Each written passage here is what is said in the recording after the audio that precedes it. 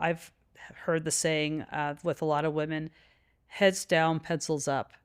If I do great work, I'll just get recognized. I almost felt like people should just notice what I'm doing. I don't want to go talk about it, right? And you do have to be your own advocate, especially as your career grows and you continue to advance. So she really taught me how to navigate that and find my voice to amplify what I was doing in a way that was authentic to me.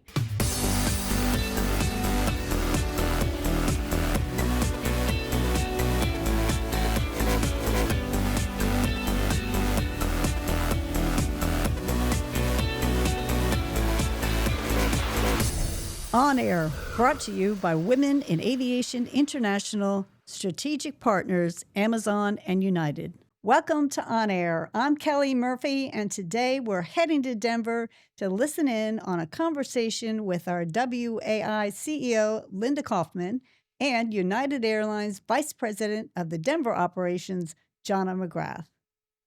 Well, Jonna, it's so great to have you joining us here today at the 36th Annual Women in Aviation Internationals Conference. And it was great to see you up on stage. United, as you know, is such a great partner to us, and we are really looking forward to continuing the partnership. But I wanted to talk a little bit about you and your journey in your career, because we're hearing just such inspiring stories here from our keynotes, and just if you walk around the conference, you just hear all sorts of wonderful stories. But you have risen to officer level at United Airlines, and we all have our unique stories as to how we progress through our careers. So do you want to just tell us a little bit about your journey and how you ended up being the vice president of the Denver hub? No, absolutely. First off, thank you for having me.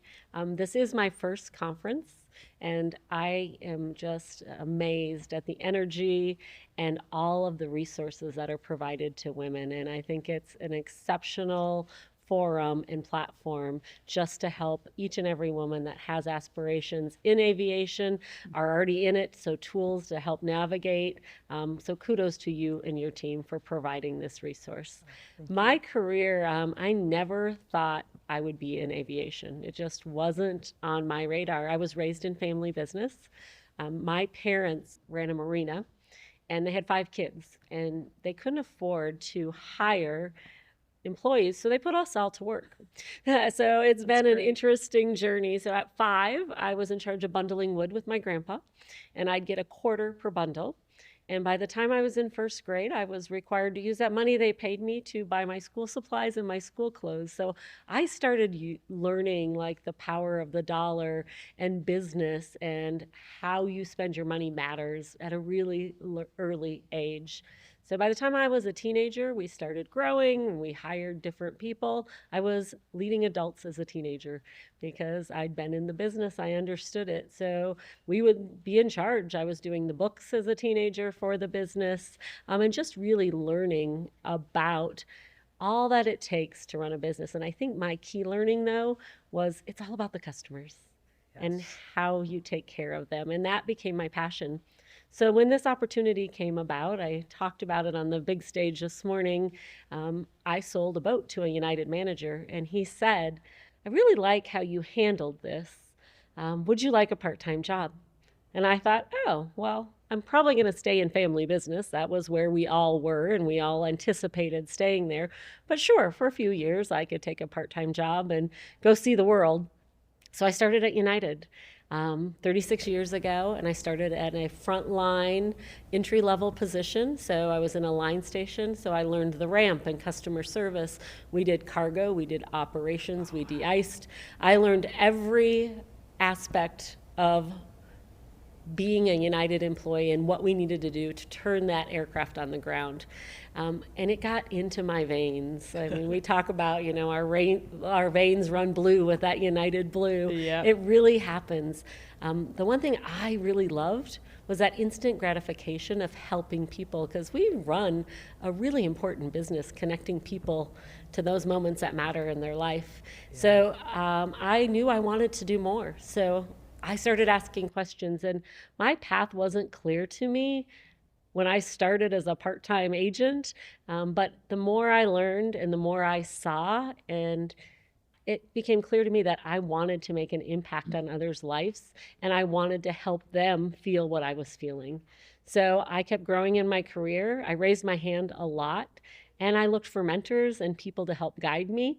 I remember when we went to London together and how impressed I was with you, because not only did you know the business forward and backward, but you had fun while you were doing it, and you made relationships and you helped others. And I knew that's what I wanted to be like too. So I kept navigating my career and just looking for jobs where I could make a difference. And that's how I ended up, after about 34 years, getting the VP officer role here in Denver. And it is, like, personally and professionally, the best thing that could have ever happened to me. Well, that's what a great story. And you know what I love about your journey is that everyone thinks like you go into aviation and you're going to be a pilot, or you want to be, a specific role of, a dispatcher, or, work on the ramp. You went into it and just said, I just want to learn, and I wanted to try different things. And one thing I always, for my career at United, what I've always, I tell people is I feel like I had 7 different careers at the company. And I know that's something that within Women in Aviation International, what we want to stress to everybody out there that loves the aviation industry, you could do anything in aviation. That sounds like how you came into the industry. And you say you get United Blue in your vein. I say you get Jet A in your blood too. That too, yeah, right. It's so true. Yeah. Definitely addicting, and it's so true. I actually tell people I worked in IT for a while, and they look at me like I'm crazy because I can't fix any problem on my computer by myself. So it doesn't seem like a fit, but there's a lot of jobs out there. So I was in IT, but I was a business analyst. So I was telling him what the business needed to be able to function and get our customers the best experience that they could have and to their destination. So there is roles in all sorts of divisions that is going to be the right fit where you can learn and grow. Yep. And I think that's a really great message for anybody who's listening to this is, you always hear, people say that follow your passion and the money will follow. I always like to add to that and say, follow your passion. Yes, you have a passion for aviation, but also understand what you really love to do and what gets you into flow. What do you do that when you lose track of time? No matter what it is, there's a place for it in aviation. It's a really big business, and there's a lot of aspects to it that a lot of people don't really realize that, it's not just what you see on the airplane. There's a lot of functions and a lot of roles, a lot of careers that support turning that airplane. That's so true. So we're over 100,000 employees at United now. That's fantastic. So it's like having a big city, and you have to have all the different departments to make it function. So you have doctors, you have lawyers, you have people in marketing, you have people in social media and communications, and then you have the flight attendants, the pilots, the ground agents, the customer service agents. I mean, the leadership. It is just a long list of opportunities. Very long list. I remember when I ran catering, I had the executive chef on my team. So I had to learn about food and wine and why wine tastes different at sea level versus up at 30,000 feet. And how you cook all of that. How you cook all of that. I tell people it's not like cooking in a regular kitchen. No. You don't have those opportunities. No. It's very, and there's a whole science behind it. But yeah, there's finance is also very big at airlines. I mean, you said earlier when you were saying that that you learned how to the value of money and, the business part of it as you were growing up. As you and I know, very big part of the airline industry as well is, how to actually, how to budget, how to, run an organization. And I really do credit with learning that. And that was a great education for me. Oh, definitely. That gave me a really good foundation. And it really made me understand if a business doesn't make money, they're not going to make it. Right. And there is no business. Right. So right. You have to manage that. And if you manage that, then you can do more for the employees. You can do more for the customers. Exactly. It just makes company stronger and stronger. I think, you and I have been around a long time.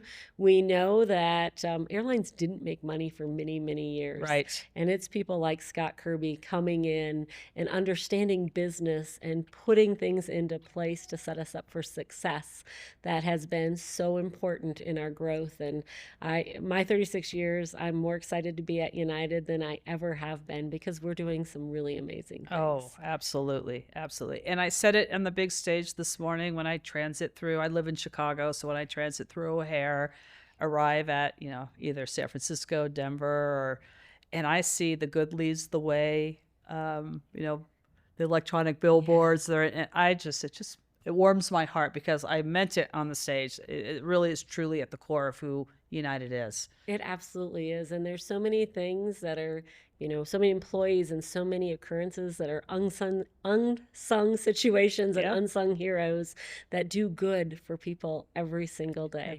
Every day. Yeah. And you worked I know you are VP of the Denver hub, but I met you when you managed all of customer service at O'Hare. I did. That's not easy either. No, it was definitely one of those jobs where you never really slept.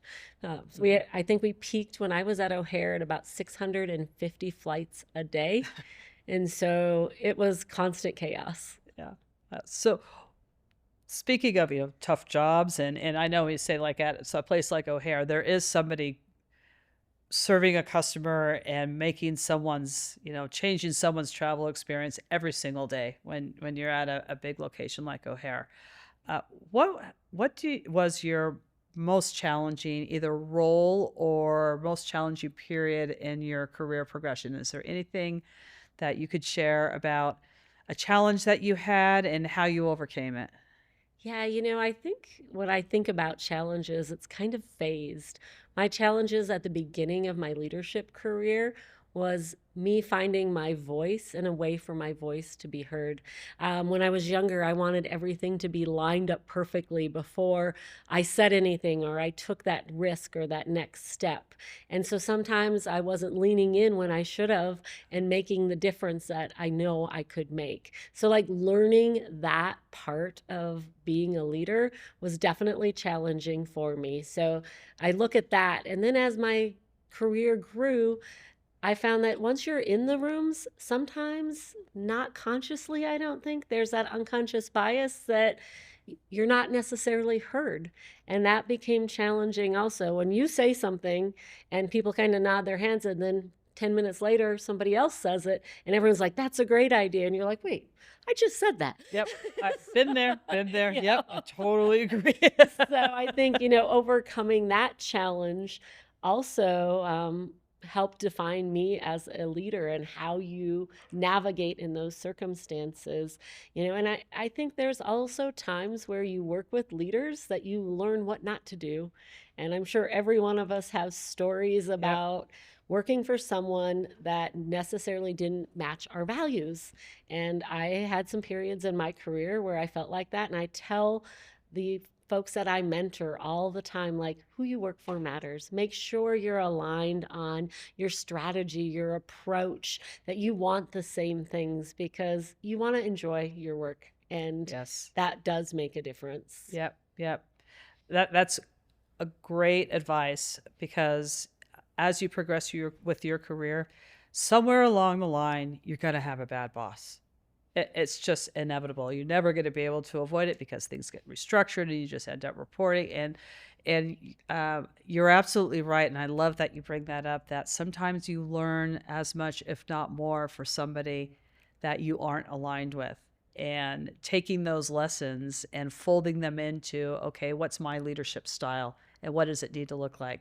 Can you talk a little bit more too about how, you said how you found your voice, as becoming a leader, but can you talk a little bit about how you found your leadership style and were there mentors, were there role models, were there people you work for? You're like, okay, I know I'm never doing that. And so how did you find your leadership style?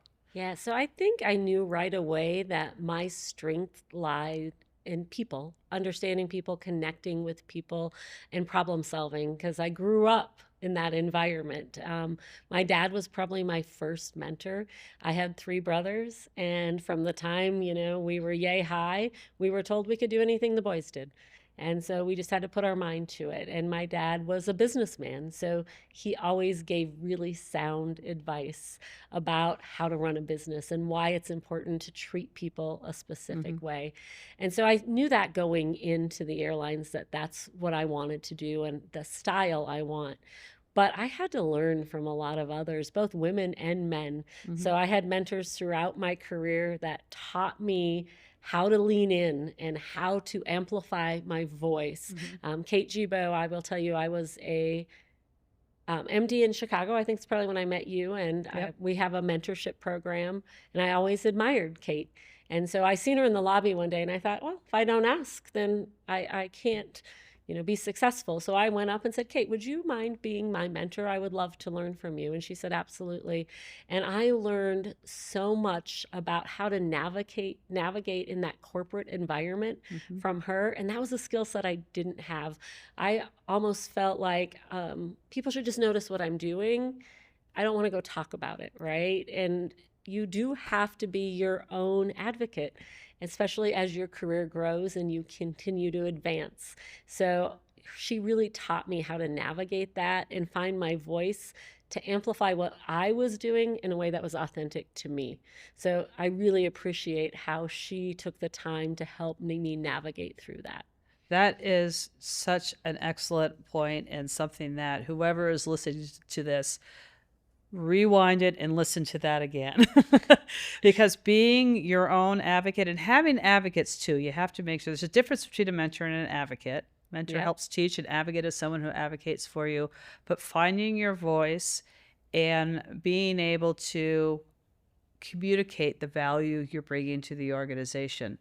I've heard the saying with a lot of women, heads down, pencils up. If I do great work, I'll just get recognized. Yep. Sounds like you got advice like that. That's not necessarily true. Correct. Yeah. So early on, I felt like that's just what happened naturally, because that's what you're told. That's what you think. Yeah. Do a good job and you'll be rewarded. Yep. And I think that goes back to confidence. We got to arrive confidently and know we belong. Exactly. And when you do that, it does automatically amplify your voice. But sometimes we need other people that are in those positions to help us find that confidence. Yes. I think it's so important for not only mentors and advocates, but community too, to really help instill the confidence. I talk to a lot of mentees, and I'm sure, the listeners and you have talked to other women, the imposter syndrome thing comes up quite a bit. Still happens. It does. You probably feel that way sometimes. It does, yes. I don't know if it ever goes away.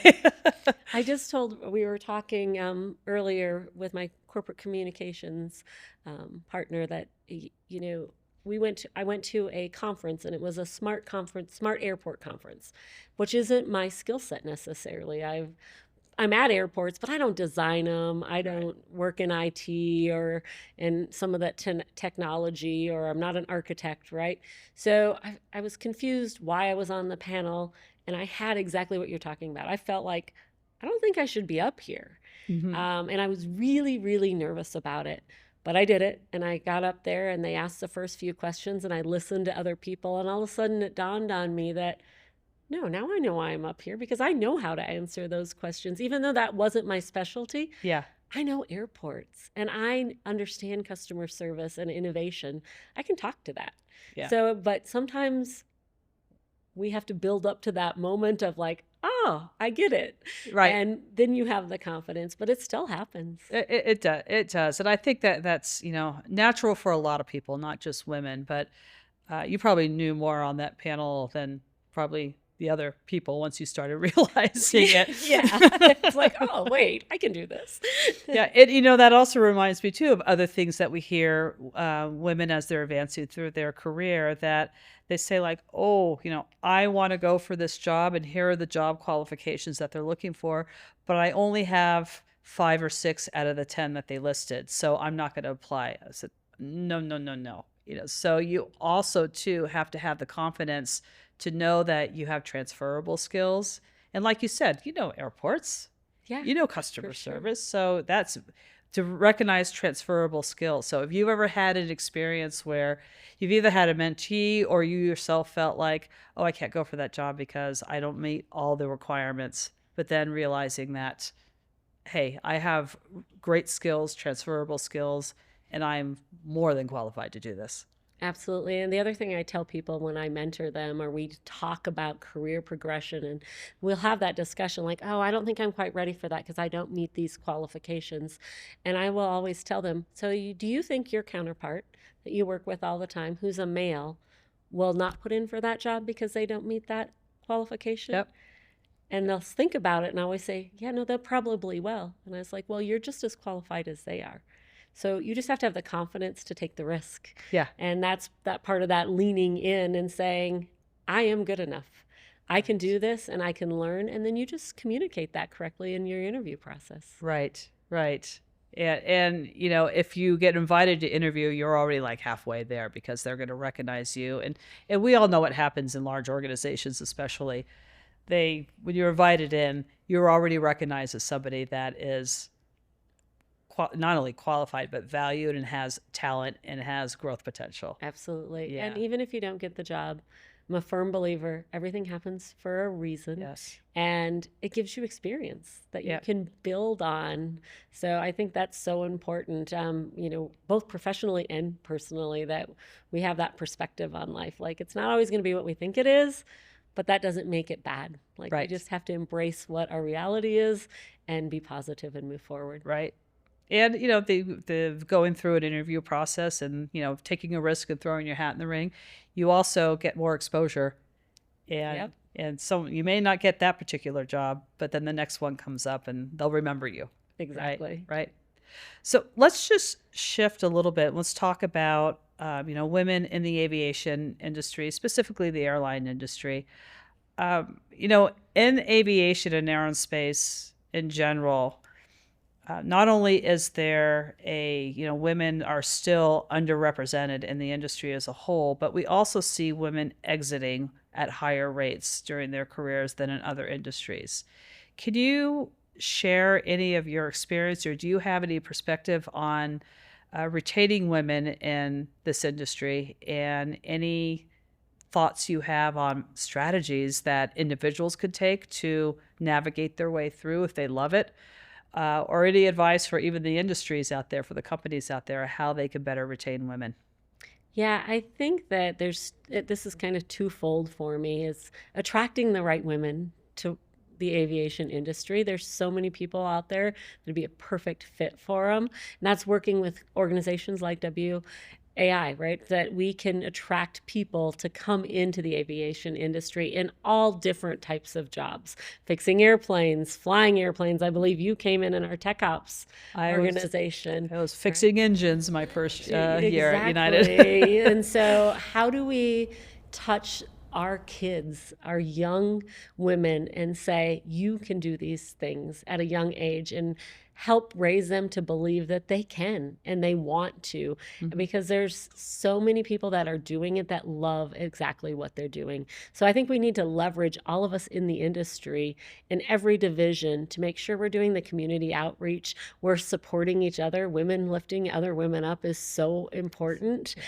And continue to bring those people into the industry. Once they get here, I think it's really important to have different organizations like United's BRG I talked about earlier, which is a business resource group. We have one for U Impact, which is for women, but we have other ones that women fall into all sorts of different categories. So we have U4V for veterans. We have Connect for working parents or folks that are taking care of their parents and working. So we have all these different BRGs. We have 8 in total, and it helps support women.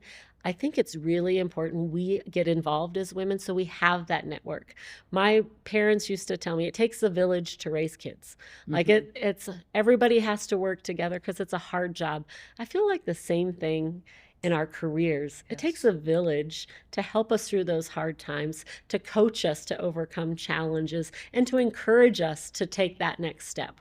So I think it's so important we have those organizations and that we are there for each other. I had an employee, she's a ramp supervisor, and it just made me think of this. She is leaving the company. She was with United. For now, she wants to come back, but she has some health issues and some family issues with her parents being sick.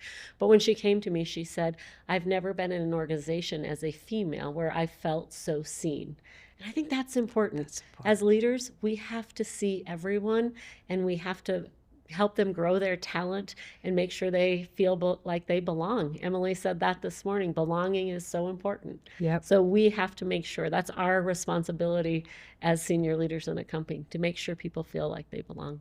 That is so insightful from a large company to be so self-aware of itself and making sure that people do feel seen. Because think about that, as human beings, it's coded into our DNA. We need to be seen. We need to be part of the tribe. Yep.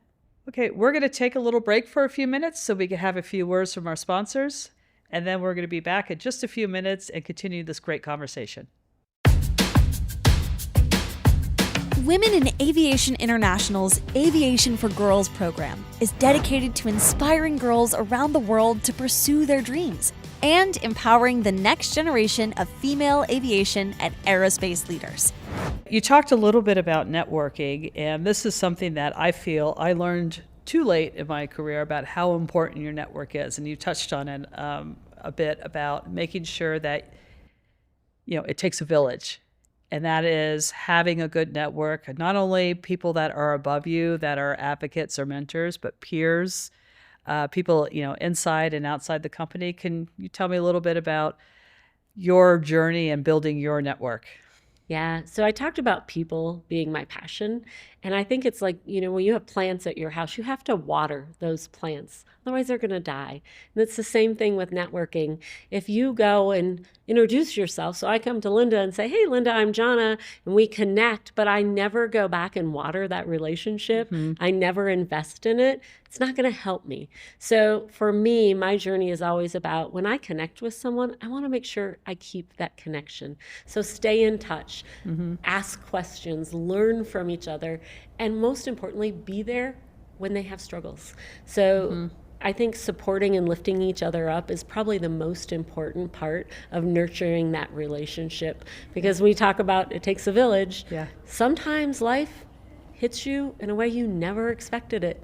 And that doesn't mean you're a bad leader. That doesn't mean that you're not doing your job. It just means you need a little more support during those periods. And who better to support each other than women who really are empathetic leaders? They really care so much. And it's naturally that nurturing behavior that we have, and that helps us build that network. I also think when you go into an environment like this, don't talk to the people you know.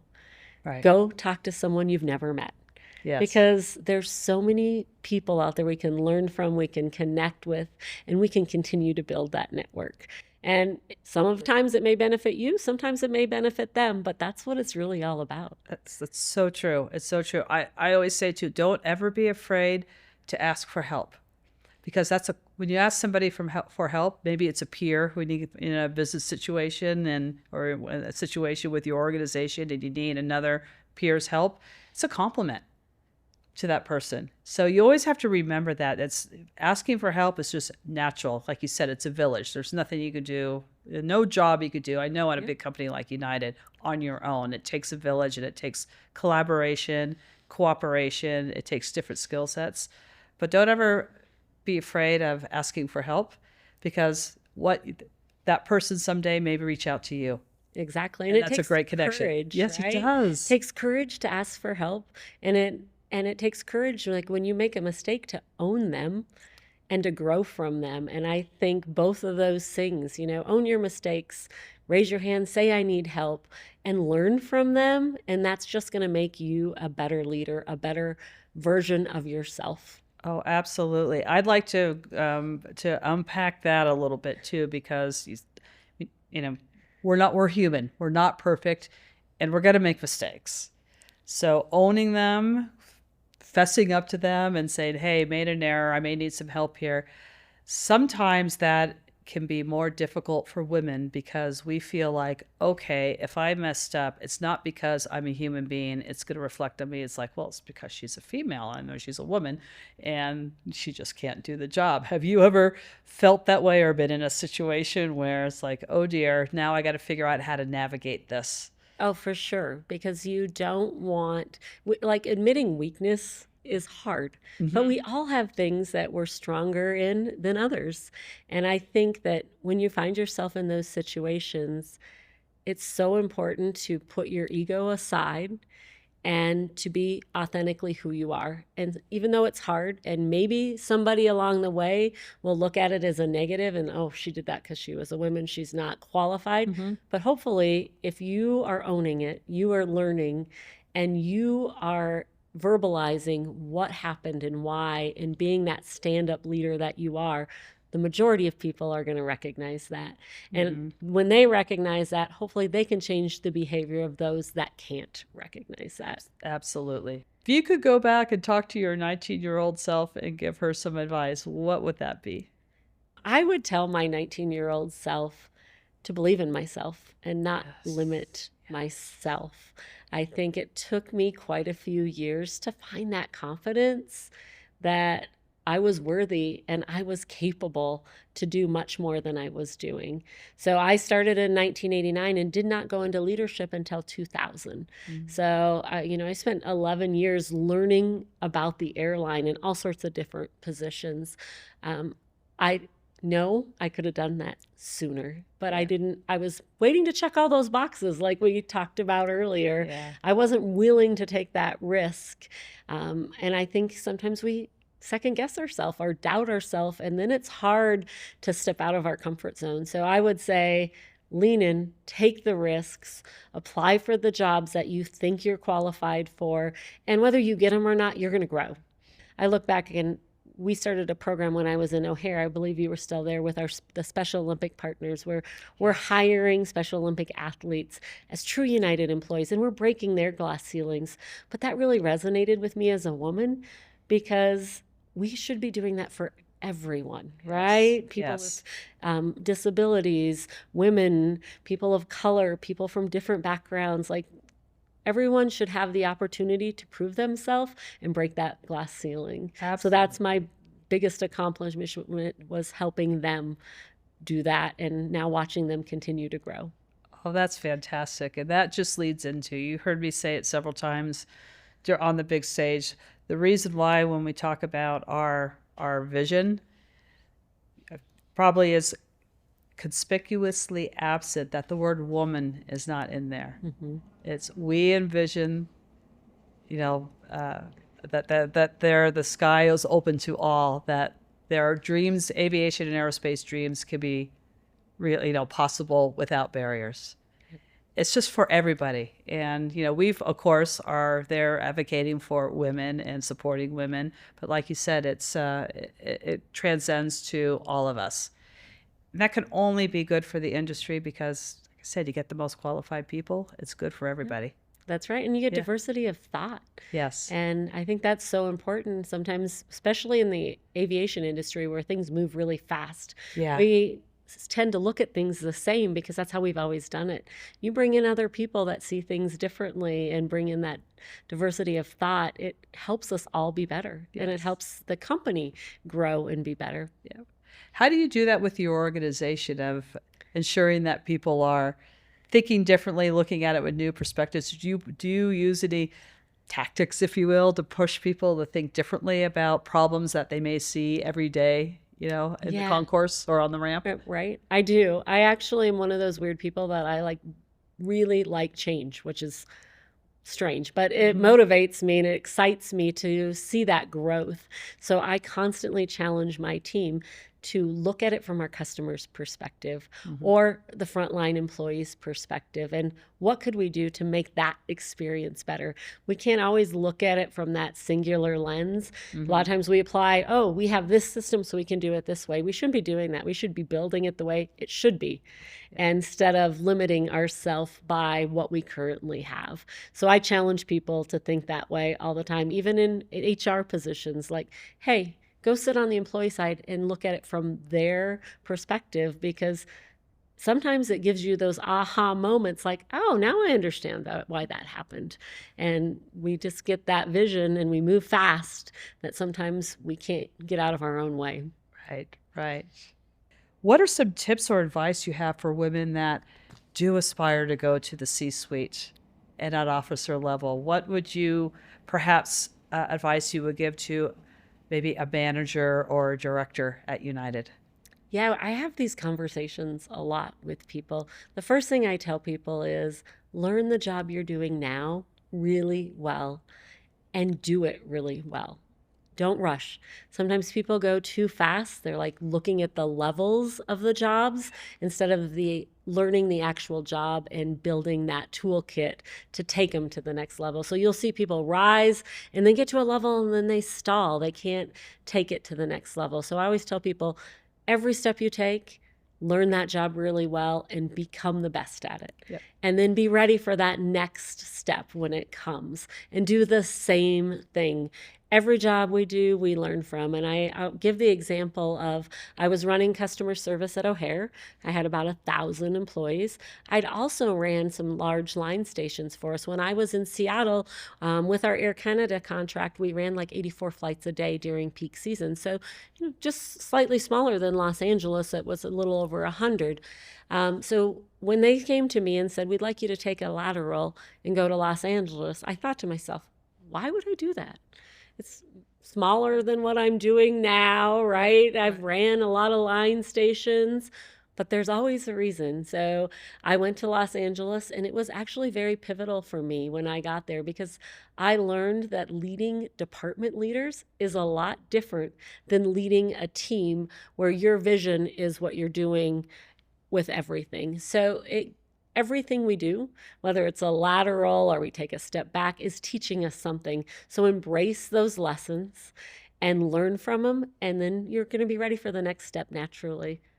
I love that. And I love that you bring up, don't be afraid of taking laterals. I took a lot of laterals in my career. Me too. Yeah, it's so important, especially I would say for the younger generation that are just starting out in their careers. Embrace the lateral because you really learn the business. Yep. I just had a conversation with a young lady that I've been mentoring, and she's like, I'm not taking a lateral. I'm ready for a promotion.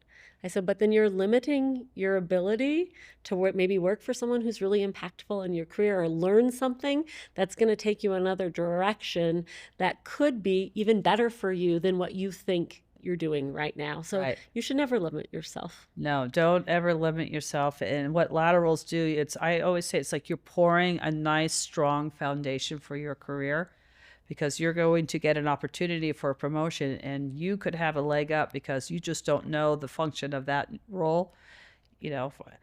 I went into catering, but I was a strong candidate for that because I knew airport operations so well. Exactly. And it could be vice versa. It could be anything. But yeah, so to really not limit yourself in what you aspire to do in your career.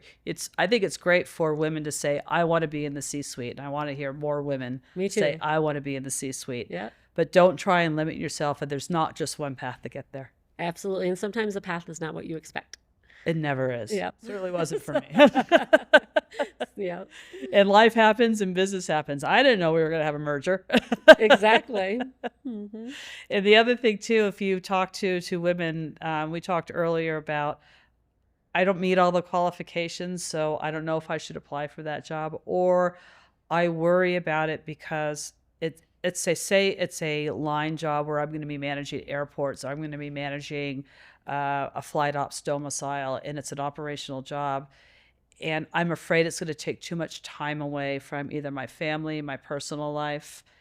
Do you have any comments on that? Because I always tell people, if a job doesn't scare you, then you probably shouldn't take it because you're going to be bored in 6 months. Every new role should scare you a little bit. But do you have any experience with either yourself being really frightened to take on a job or having hesitancy to take on a job because you're not sure if it's achievable, not only from the content, but also from your own lifestyle or even, your own life balance? Or do you talk to mentees about this as well? Yeah.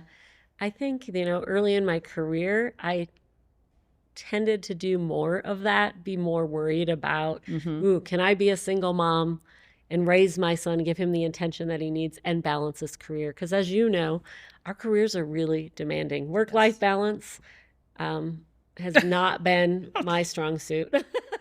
So, work at operations, the phone rings at all hours in the night. yeah, well, even when you're not at work, you're kind of at work. Yeah. So, I did early in my career question that. As I've matured and grown as a leader, I've found how important it is to not only take time for your family, but take time for yourself. And that if you're organized and you develop your team to help you be successful, you can have both. You can have balance. It may not be the optimal in your mind, but you can have some balance and you can be really successful. But I think that's part of our jobs as leaders too, is to trust our teams and let them develop and pick up some of that workload for us and carry on our vision, because they're the next generation that's going to be leading in the years to come. And you said something else there that about, I can't remember what you just said that made me think of it, but feedback is so important. Yes. So a lot of times people are afraid of hurting each other's feelings. We should not do that, because if I don't tell you what is holding you back, you can't fix it and you can't move forward. So feedback is really about caring for somebody in their career, because you want them to be successful. So if we don't tell each other like, hey, you can do this better, or did you know that's being perceived such as whatever it may be, then we're not doing each other any favors. So be transparent, be caring, and give each other that feedback, because that's really how we pivot and change our leadership styles and develop our brands and our voices. Oh, I'm so glad you brought that up, because that is such an important message. And when you give feedback as a leader, I always like to ground myself in, if the feedback is coming from a place of caring and support and, yes, love, exactly, then it's going to be received. It may hurt in the moment. I mean, I'm sure you've had the same experience. I've had tears in my office when you give feedback. Yep. But if it's coming from the right place, then it settles into where it needs to settle into, and you learn from it. That's the same thing with accepting feedback too. Take it as data. Take it as make the person that came from a place of caring and caring for me to develop and learn. Well, Jonna, this has been such a great conversation, and I really thank you for being here. And I also thank United Airlines for being such a great partner to us.